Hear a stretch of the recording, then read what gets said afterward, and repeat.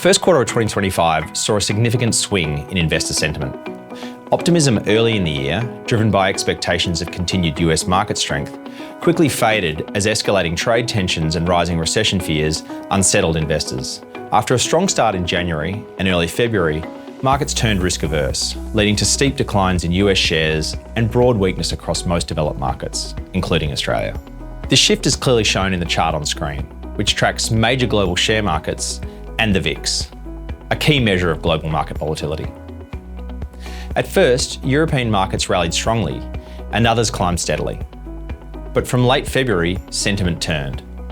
Concerns around potential tariffs dragged markets lower, while the VIX rose sharply. The sharpest drop came in early April on Liberation Day, after President Trump imposed higher than expected tariffs, sparking one of the worst days for the global share market since the COVID-19 pandemic. In contrast, bond markets held up well during the first quarter, supported by expectations of central bank rate cuts and demand for safe haven assets. These gains provided valuable diversification during a turbulent time for shares, reinforcing the importance of a balanced approach.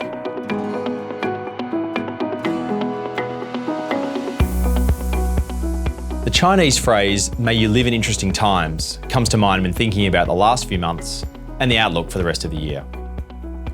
As we move further into 2025, markets are likely to remain volatile due to geopolitical uncertainty, especially around US trade policy.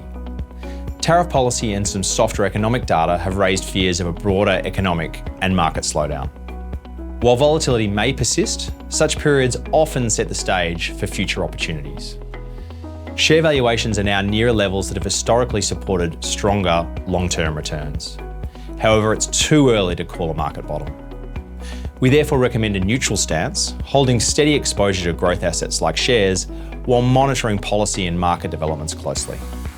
There are still reasons for optimism. If trade tensions continue to ease, whether through negotiation, legal action, or policy changes, markets could rebound quickly.